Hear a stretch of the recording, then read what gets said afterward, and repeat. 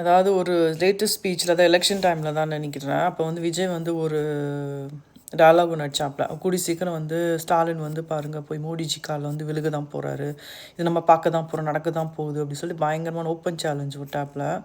இப்போ வந்து யார் யார் காலில் விழுந்துருக்குறாங்க அப்படிங்கிறது கொஞ்சம் நம்ம பார்க்கலாம். இப்போ நடந்த விஷயத்துலேருந்து விஜய் வந்து அமித்ஷாவை மீட் பண்ணிவிட்டு உட்காரும்போது அந்த சேர் இருக்குது பார்த்தீங்கன்னா, அந்த சேரோட எட்ஜில் உட்காந்துட்டு விட்டா அவர் காலிலே விழுந்துருவார் போல். அதான் வெயிட் பண்ணி நிற்கிறாப்புல நினைக்கிறேன். கேட்டிருப்பாப்புல, என்ன விஜய் எல்லாம் நல்லா போயிட்டு இருக்குதா அப்படின்னு கேட்டிருப்பாரு.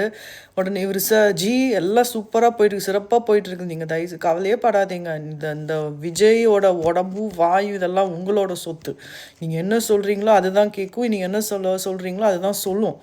ஓகே, அதனால் வந்து நீங்கள் அதை பற்றியெல்லாம் நீங்கள் எந்த கவலையும் படாதீங்க, மனசு தளர விட்டுறாதீங்க, தைரியமாக இருங்க அப்படின்னு சொல்லி அவருக்கே வந்து அட்வைஸ் கொடுத்துருப்பாப்பா. அவர் சொல்லுவார், நான் தைரியமாக இருக்கிறது இருக்கட்டும், நீ மற்றவங்க ஃபைலை ஓப்பன் பண்ணுறதுக்கு முன்னாடி நான் உன் ஃபைலை ஓப்பன் பண்ணாத மாதிரி பார்த்துக்கோ, வச்சு நிறையா காரியம் சாதிக்க வேண்டியது நிக்சன் அப்படின்னு சொல்லியிருப்பாருன்னு நினைக்கிறேன்.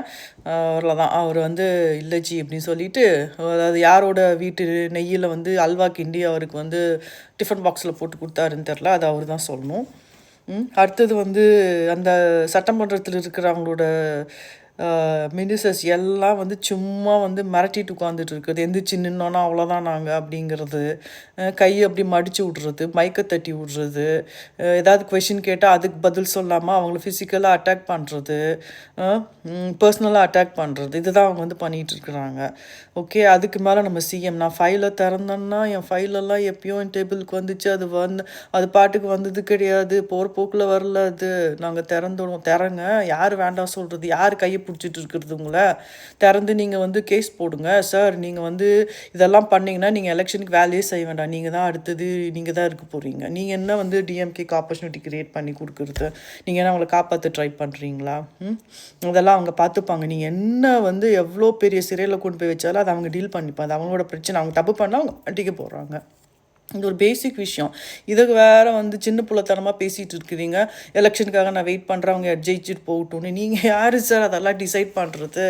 ஐயோ, கொஞ்சம் நாள் வந்து அதாவது வந்து இந்த இவன் சொல்லுவாப்பில் சந்தானம், இந்த ஒரு சின்ன விஷயம் கூட இவனால் புரிஞ்சுக்க முடியலையே, இவனை வச்சு நான் என்ன பண்ணுறது அப்படின்னு சொல்லுவாப்பில். அந்த மாதிரி வந்து சின்ன புள்ளத்தனமாக யோசிக்காமல் கொஞ்சம் மெச்சூர்டாக யோசிங்க. யோசித்து மக்களுக்கு என்ன தேவையோ அதை நீங்கள் பண்ண மாட்டீங்க எப்படின்னாலும். ஓகே, அதாவது வந்து விஜய் வந்து தமிழ்நாடை வந்து கூறு போட்டு விற்காமல் வெளில போக மாட்டாப்புல. ஓகே மக்களே, நீ கொஞ்சம் உஷாராக இருங்க, அவ்வளோதான் விஷயம். ஓகே, இது நடக்க தான் போகுது.